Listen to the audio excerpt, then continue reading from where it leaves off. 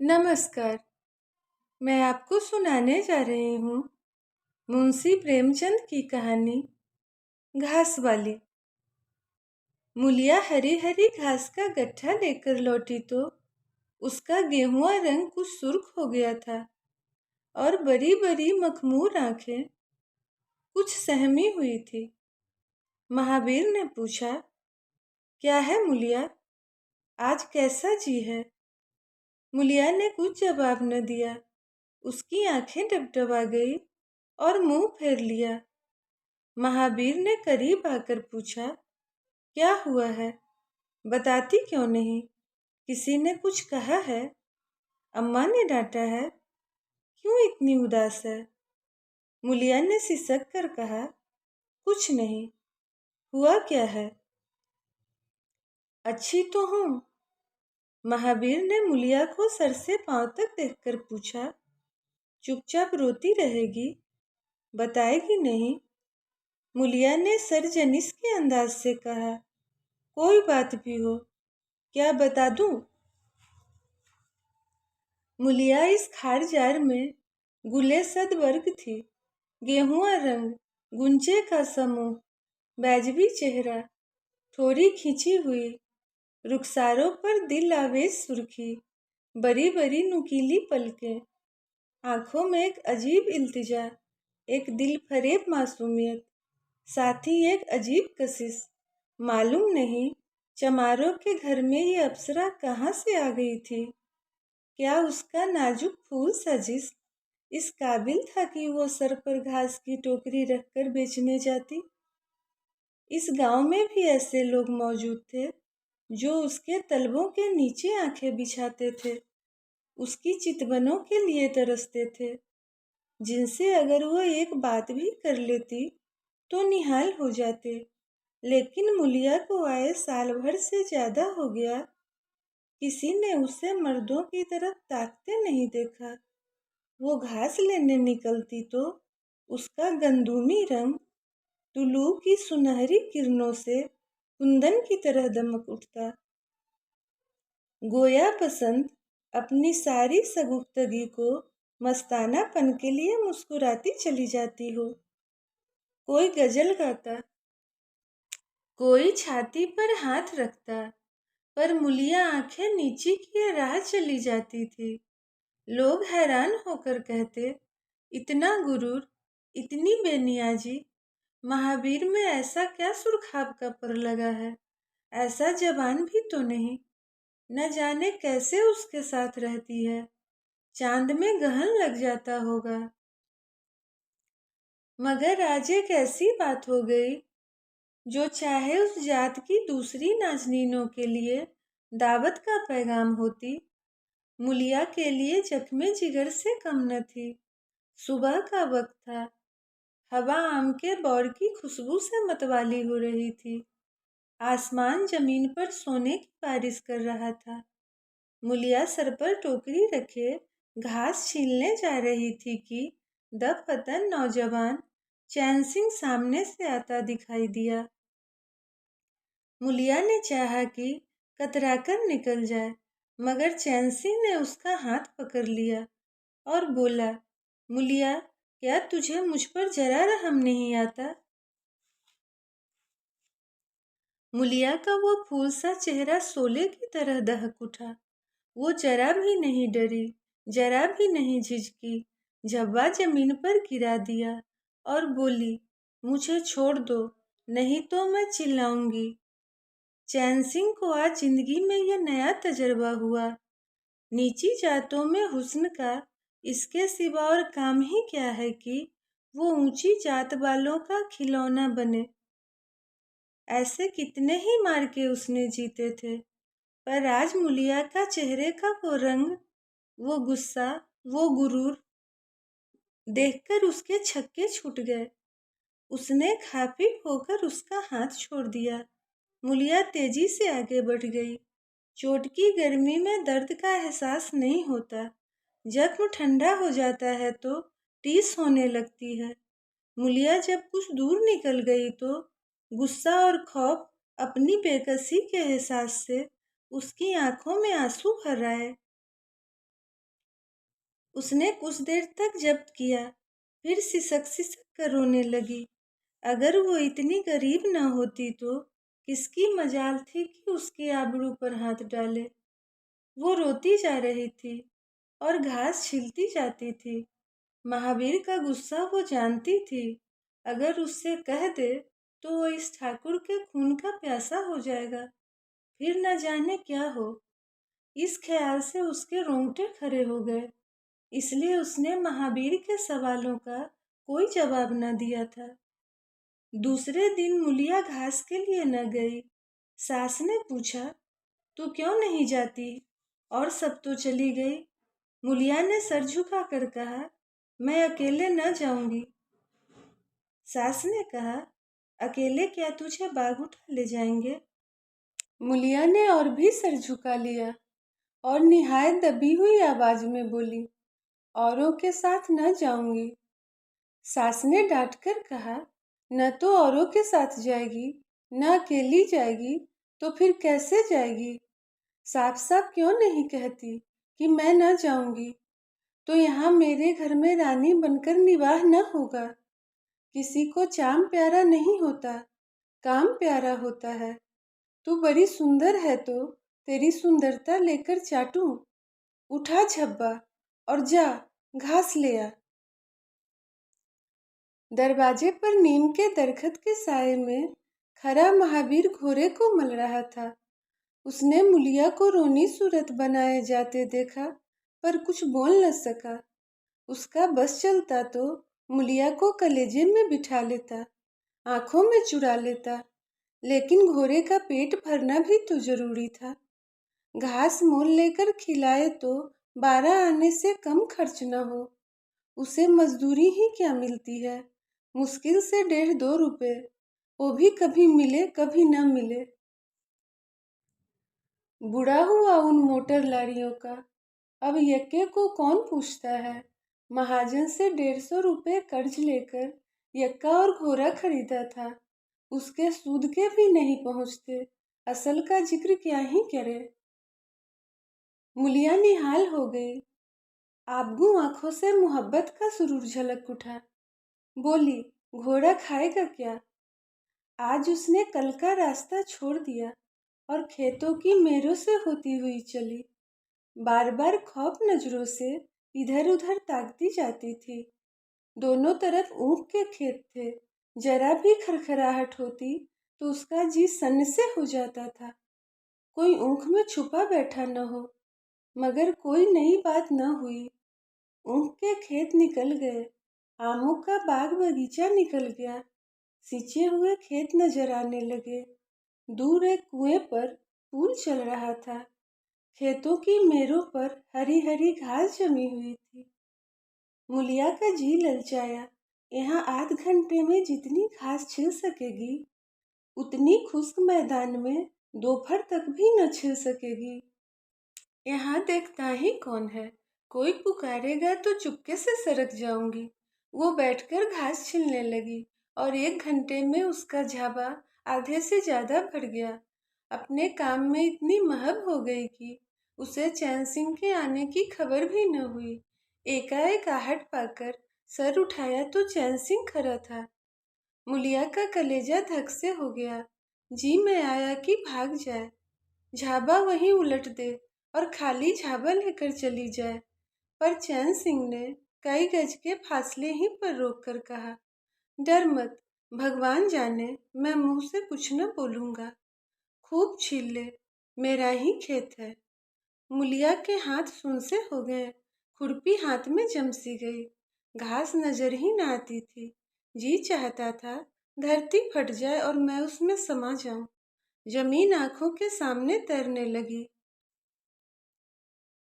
चैन सिंह ने दिलासा दिया, छिलती क्यों नहीं, मैं मुंह से कुछ कहता थोड़े ही हूँ।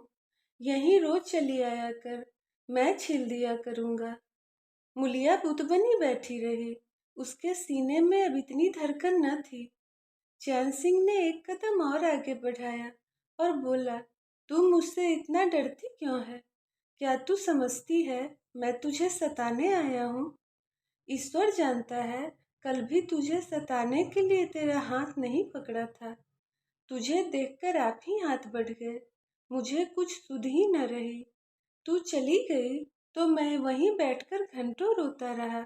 जी में आता था इस हाथ को काट डालूं, कभी जी में आता जहर खा लूं। तभी से तुझे ढूंढ रहा हूँ। आज तू इधर से चली आई, मैं सारे बाग में मारा मारा फेरा किया। अब जो सजा तेरे जी में आए तू दे। अगर तू मेरा सर भी काट ले तो गर्दन न हिलाऊंगी। मैं सोहदा हूँ, लुच्चा हूँ, लेकिन जब से तुझे देखा है न जाने क्यों मेरे मन की खोट मिट गई है। अब तो यही जी चाहता है कि तेरा कुत्ता होता और तेरे पीछे पीछे चलता, तेरा घोड़ा होता। तब तो तू कभी कभी मेरे मुंह पर हाथ फेरती। तू मुझसे कुछ बोलती क्यों नहीं? किसी तरह ये चोला तेरे काम आवे। मेरे मन की यही सबसे बड़ी लासा है। रुपया पैसा अनाज पानी भगवान का दिया सब घर में है। बस तेरी दया चाहता हूँ। मेरी जवानी काम ना आवे अगर मैं किसी खोट से ये बातें कर रहा हूँ। बड़ा भगवान था, महावीर की ऐसी देवी उसे मिली। मुलिया चुपचाप सुनती रही, फिर सर नीचा करके भोलेपन से बोली, तो तुम मुझे क्या करने को कहते हो? चैन सिंह ने और करीब आकर कहा, बस तेरी दया चाहता हूँ। मुलिया ने सर उठाकर उसकी तरफ देखा। उसका शर्मीलापन न जाने कहाँ गायब हो गया।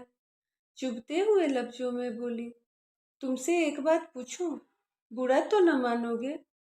तुम्हारा ब्याह हो गया है या नहीं? चैन सिंह ने दबी जबान से कहा, ब्याह तो हो गया है मुलिया, लेकिन ब्याह क्या, खिलवाड़ है। मुलिया के लबों पर एक हिकारत आमेज तबस्सुम नामूदार हो गया। बोली, अगर इसी तरह महावीर तुम्हारी औरत को छेड़ता तो तुम्हें कैसा लगता? तुम उसकी गर्दन काटने पर तैयार हो जाते कि नहीं? बोलो, क्या समझते हो? महावीर चमार है तो उसके बदन में लहू नहीं है? शर्म नहीं आती है? अपनी इज्जत आबरू का ख्याल नहीं है? मेरा रूप रंग तुम्हें भाता है? क्या मुझसे सुंदर औरतें शहर में नदी के घाट पर नहीं घूमा करती? मेरा मुंह उनकी तलवों की बराबरी भी नहीं कर सकता। तुम उनमें से किसी से क्यों दया नहीं मांगते? क्या उनके पास दया नहीं है?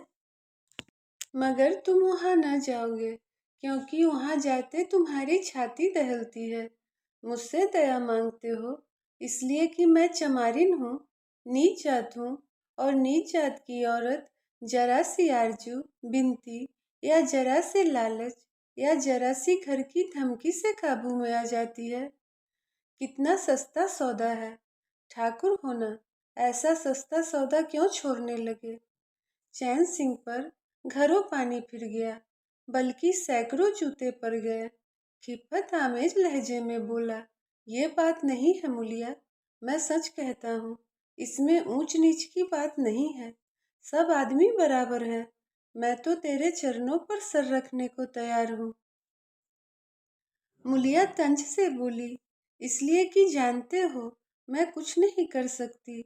जाकर किसी खातरानी या ठकुराइन के चरणों पर सर रखो तो मालूम हो कि चरणों पर सर रखने का क्या फल मिलता है। फिर यह सर तुम्हारी गर्दन पर न रहेगा। चैन सिंह शर्म के मारे जमीन में गिरा जाता था। उसका मुंह खुश्क हो गया कि जैसे महीनों की बीमारी के बाद उठा हो। मुँह से बात न निकलती थी।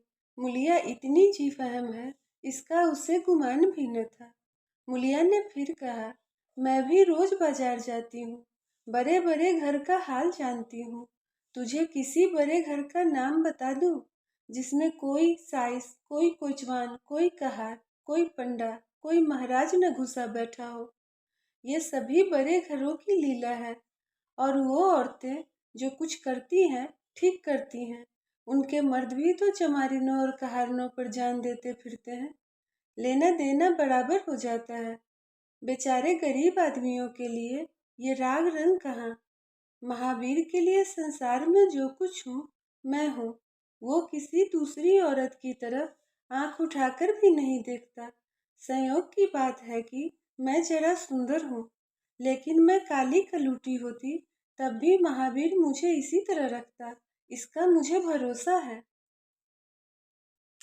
मैं चमारिन होकर भी इतनी कमीनी नहीं हूँ कि जो अपने ऊपर भरोसा करे उसके साथ दगा करूँ। हाँ, महावीर अपने मन की करने लगे, मेरी छाती पर मूंग दले तो मैं भी उसकी छाती पर मूंग दलूंगी। तुम मेरे रूप के ही दीवाने हो ना। आज मुझे माता निकल आए, काली हो जाऊं तो मेरी तरफ ताकोगे भी नहीं। बोलो, झूठ कहती हूँ? चैन सिंह इनकार न कर सका। मुलिया ने उसी मलामत आमेज लहजे में कहा, लेकिन मेरी एक नहीं, दोनों आंखें फूट जाए तब भी महावीर की आंख न फिरेगी। मुझे उठावेगा, बिठावेगा, खिलावेगा, कोई ऐसी सेवा नहीं जो वो उठा न सके।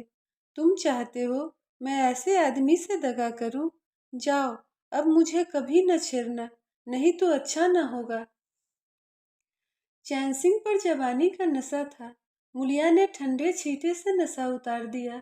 औरत जितनी आसानी से दीन और ईमान को गारत कर सकती है, उतनी ही आसानी से उसको कुव्वत भी अदा कर सकती है।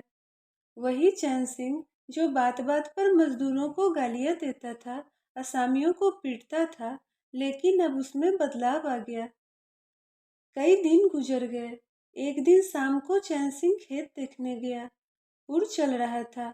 उसने देखा कि एक जगह नाली टूट गई है और सारा पानी बहा जा रहा है। पहले यह लापरवाही देखकर चैन सिंह आपे से बाहर हो जाता, मजदूर की मजदूरी काट लेता, पर आज उसे गुस्सा नहीं आया। उसने मिट्टी लेकर नाली बांध दी। चैन सिंह में आश्चर्यजनक परिवर्तन आ गया था। वह मजदूरों की सहायता करने लगा, उनसे ऊंच नीच का भेदभाव करना छोड़ दिया। वह मजदूरों के साथ उठने बैठने लगा, उनसे बातचीत भी अच्छे से करता। मजदूरों को अब उनका खौफ नहीं रहा। कुछ मजदूर चैन सिंह के सुव्यवहार से प्रसन्न थे, वहीं कुछ मजदूर अभी भी संदेह में थे। एक दिन चैन सिंह को किसी काम से कचहरी जाना था। 5 मील का सफर था। यूं तो बराबर अपने घोड़े से जाया करता था, पर आज धूप तेज थी। सोचा यक्के पर चला चलूं। महावीर को कहला भेजा, मुझे भी लेते जाना। 9 बजे महावीर आ गया। चैन सिंह तैयार बैठा था, चटपट यक्के पर बैठ गया, मगर घोड़ा इतना दुबला हो रहा था, यक्के की गद्दी इतनी मैली और फटी हुई, सारा सामान इतना बोसीदा कि चैन सिंह को यक्के पर बैठने में शर्म आती थी। पूछा, ये सामान क्यों बिगड़ा हुआ है महावीर? तुम्हारा घोड़ा तो कभी इतना दुबला न था, कि आजकल सवारियां कम है। महावीर ने कहा, मालिक, सवारियां कम नहीं, मगर लारियों के सामने यक्के को कौन पूछता है। महावीर से चैन सिंह को पता चला कि घर का खर्चा चलाने के लिए मुलिया बाजार घास बेचने जाती है। शाम में जब चैन सिंह के कचहरी का काम खत्म हुआ, तब वह बाहर पान की दुकान पर पान खाने के लिए रुका। तभी उसने मुलिया को देखा, जो कुचवानों के बीच खड़ी थी। कुचवान उससे हंसी मजाक कर रहे थे। एक ने कहा, तेरा जमाना है, तू घास के ज्यादा पैसा लेना, पैसा तुझे मिल भी जाएगा। और मुलिया भी यहाँ बहुत खुश है, न लजाती है, न झिझकती है, न बिगड़ती है। जो मुलिया चैन सिंह के सामने शेरनी बनी फिरती थी, यहाँ कैसे चहक रही है। यह सब देखकर चैन सिंह को बहुत गुस्सा आ रहा था। फिर निर्धारित समय पर महावीर अपना यक्का लेकर आ गया। यक्का कुछ दूर निकल गया तो चैन सिंह ने पूछा, आज कितने पैसे कमाए महावीर? महावीर ने हंसकर कहा, आज तो मालिक दिन भर खड़ा ही रह गया। चैन सिंह ने महावीर से कहा, मेरी एक सलाह मानो, इज्जत हमारी और तुम्हारी एक है। तुम मुझसे 1 रुपया रोजाना ले लिया करो, बस जब बुलाऊं तो यक्का लेकर आ जाना। तब तो तुम्हारी घरवाली को घास लेकर बाजार नहीं जाना पड़ेगा। महावीर ने कहा, मालिक, आप ही का खाता हूँ, प्रजा भी आपका ही हूँ, आपसे रुपये कैसे लूँगा? चैन सिंह ने कहा, मैं तुमसे बेगार नहीं लेना चाहता, तुम मुझसे 1 रुपया रोज ले लो। घरवाली को घास बेचने बाजार मत भेजा करो। मुलिया को कुछ न बताना और ना ही किसी से कुछ कहना। कई दिनों के बाद शाम को मुलिया की मुलाकात चैन सिंह से हो गई। वो आसामियों से लगान वसूल करके घर की तरफ लपका जा रहा था कि उसी जगह जहां उसने मुलिया की बाह पकड़ी थी, मुलिया की आवाज उसके कानों में आई। उसने ठिठक कर देखा तो मुलिया दौड़ी चली आ रही थी। बोला, क्या है मुलिया, दौड़ मत, मैं तो खड़ा हूँ। मुलिया ने हाँकते हुए कहा, अब मैं घास बेचने नहीं जाती। कई दिन से तुमसे मिलना चाहती थी, पर तुम कहीं न मिले थे और तुम्हारे घर जा नहीं सकती थी।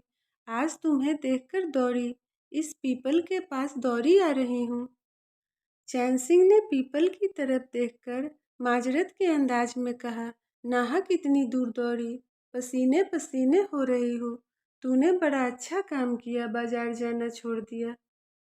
मुलिया ने पूछा, तुमने मुझे कभी घास बेचते देखा है क्या? चैन सिंह बोला, हाँ, एक दिन देखा था। क्या महावीर ने तुझसे सब कुछ कह डाला? मैंने तो मना किया था। मुलिया बोली, वो मुझसे कोई बात नहीं छिपाता।